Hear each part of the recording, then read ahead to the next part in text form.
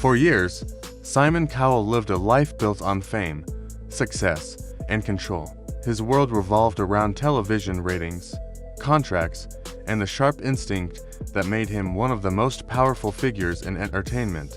On shows like American Idol and Britain's Got Talent, his reputation was clear. He was the judge who couldn't be swayed, the man who seemed untouchable. To the public, Simon was a man who thrived on power and blunt honesty. Never shaken, never vulnerable. But then came 2013.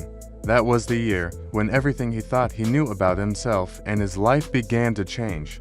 The headlines were everywhere. Simon was expecting a baby with Lauren Silverman, the wife of one of his close friends. The scandal was impossible to ignore. Newspapers thrived on it. Gossip magazines replayed it, and the world watched with shock. For a man who had built his life on judging others, suddenly the spotlight turned on him. Yet, behind the noise of scandal, something far more important was happening, something that Simon himself had never expected. Simon, the man who once believed fatherhood wasn't for him, was about to step into a role that would change everything. A new beginning. When Simon first saw the scan of his unborn son, something inside him shifted. He hadn't even held the child yet. He hadn't heard his cry or felt his warmth.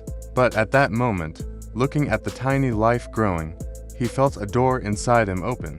For perhaps the first time, Simon realized there was more to life than work, fame, and deals. On February 14, 2014, his son, Eric Philip Cowell, was born. Naming him after his own father carried a weight that went deeper than anyone could see. It wasn't just a name, it was a bridge between generations, a connection between Simon's past and his son's future. Suddenly, everything that once seemed so important began to lose its shine. The endless red carpets, the constant filming schedules, the never-ending commitments. Simon started to question them. He began saying no to opportunities he once thought he couldn't live without. Slowly, his life grew smaller in size, but richer in meaning. It wasn't always easy. The early signals as Eric grew, Simon began to notice things that worried him. While other children started speaking, Eric remained quiet. No words came when they were expected. Crowds unsettled him. Bright lights, loud sounds, or even small changes in routine could overwhelm him. People told Simon it was nothing unusual. Children developed differently, some faster, some slower. But Simon's instincts told him there was something more. Nights turned long. He stayed awake reading, researching, searching for answers. But it wasn't fear that drove him, it was love. The same sharp eye that could spot talent in a performer now focused on his son. And slowly, Simon began to see that Eric wasn't broken. He was simply different. His mind worked in unique ways. He noticed patterns others missed. He felt deeply, though he expressed it quietly. He solved problems without being asked. Where the world saw silence, Simon began to see brilliance. Eric was teaching his father that life wasn't about fixing, it was about understanding. The small victory esto the public. Glimpses of Simon as a father appeared only occasionally. One of the most memorable was when Eric appeared during a golden buzzer moment on Britain's Got Talent. Headlines called it cute and heartwarming. What people didn't see was the work behind it, the careful preparation, the attention to lights, sounds, and space, all designed so Eric could feel safe enough to be there. What looked effortless was, in truth, anything but. Each small step forward was the result of patience, planning, and care. And with each small victory, Simon found himself choosing family over fame. He began turning down more work, not because he wanted to disappear, but because he had found something worth more than applause. A little boy had given him the courage to slow down, to see the world differently, and to measure life not in ratings, but in love. A family vacation and a turning point on trip made this reality clearer than ever. What was supposed to be a happy family vacation became a test. Every unfamiliar sound, new taste, or change in routine sent Eric into distress. One evening at dinner, as other families laughed and enjoyed themselves, Eric froze. He covered his ears, rocking, overwhelmed by the chaos around him. Simon reached out, trying to comfort him, but instinct wasn't enough. That night, He and Lauren spoke honestly. They knew they couldn't continue guessing. It was time to search for real answers. The diagnosis following years were filled with assessments, evaluations, and long conversations with specialists. Simon sat through them all, half afraid, half desperate to understand. Each new piece of information felt like a clue, leading toward an answer. Then, in December 2018, he heard the words that confirmed what he had long suspected: autism spectrum disorder. It wasn't a shock. Deep down, Simon had already known, but hearing it said out loud, seeing it written down, made it real in a way his late-night worries never had. The doctors explained, Eric struggled with speech delays, sensory sensitivities, and a strong need for routine. But they also spoke of strengths. His memory was remarkable. His ability to focus was far beyond his years. His mind saw the world in patterns others often overlooked. They called it moderate autism. To some, it might sound like a label. But to Simon, it was a roadmap not to change Eric, but to change the world around him so Eric could grow and thrive. Building a new world back home in Malibu, Simon and Lauren rebuilt their home life. Lights were softened, sounds were reduced, furniture was arranged carefully to give Eric comfort. Every detail was considered through his eyes.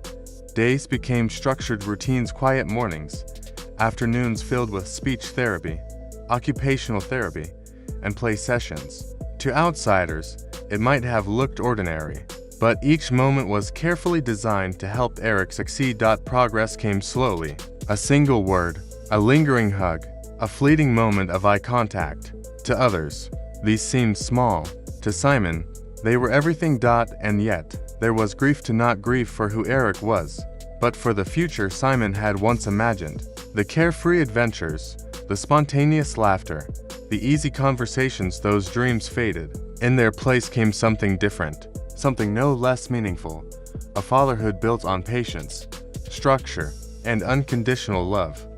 Living between two worlds. Public never saw this side of Simon.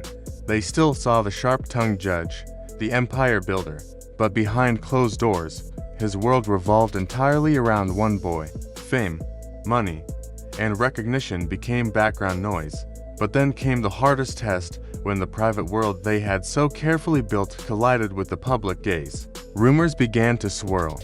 Paparazzi followed, and one day, a tabloid published photos of Eric struggling during a difficult moment, twisting his distress into entertainment. For Simon, it was personal. It was protective. It was the moment he realized he had to speak, not as a celebrity, but as a father. Speaking the truth, Simon chose his words carefully. He said simply, Eric is autistic. He's happy. He's loved. And he experiences life differently. No drama. No excuses. Just truth. That honesty struck a chord. Letters and messages began to arrive, first a few, then hundreds. Parents of autistic children wrote to thank him for speaking out. Advocates praised him for showing the world that being different does not mean being less. For Simon, the response was humbling, but it also came with new challenges. To the public, Eric was no longer his son. He was a story, a diagnosis people wanted to analyze. Simon had to balance two responsibilities: protecting his child's privacy while also using his platform to raise awareness. He chose to focus not on Eric's personal struggles, but on autism itself, on early intervention, on patience, on respect. He wanted people to understand that autism was not something to fix, but something to honor. A different kind of fatherhood through it all. Simon himself was changing. The man who once thrived on unpredictability now relied on structure. The man who once embraced chaos now found comfort in routines. Family trips were carefully planned. Meals were considered hours in advance. Playdates were not spontaneous, they were organized with detail to ensure Eric felt safe. What Simon gave up in freedom, he gained in depth. Fatherhood became a lesson in empathy, patience, and presence. Progress was measured not by milestones society expected, but by the quiet victories only a father could notice. A smile, a hug, a whispered word. And though there were moments of sadness for the dreams he once held, there was also joy found in the life that unfolded before him. A life that taught him that love can be fierce, patient, quiet, and transformative. The man behind the image of the world. Simon Cowell remains the sharp-tongued judge, the music mogul, the empire builder. But to Eric, he is simply Dad, the man who bends the world to fit his son's needs, the man who fights invisible battles to protect him, the man who has learned that success is not measured by fame or money, but by love, patience, and presence. And maybe that is what makes his story unforgettable. It's not the scandals, the television shows, or the contracts. It's the courage to let go of the life you imagined and embrace the life waiting for you. A life shaped by sacrifice, by love, and by the quiet moments that matter most. Because in the end, it's not the headlines that define us. It's the lives we touch, the people we protect, and the love we refuse to let go of. Simon Cowell's story isn't just about fame, scandal, or television. It's about transformation. A man once defined by contracts, cameras, and criticism found his true purpose in fatherhood. Through Eric, he discovered that success isn't measured in wealth or applause, but in patience, presence, and unconditional love. The sharp-tongued judge became a father who bends the world to fit his son's needs. And maybe that's the lesson for all of us. Life's greatest victories aren't in headlines, but in the quiet moments of love, sacrifice, and connection that truly define who we are.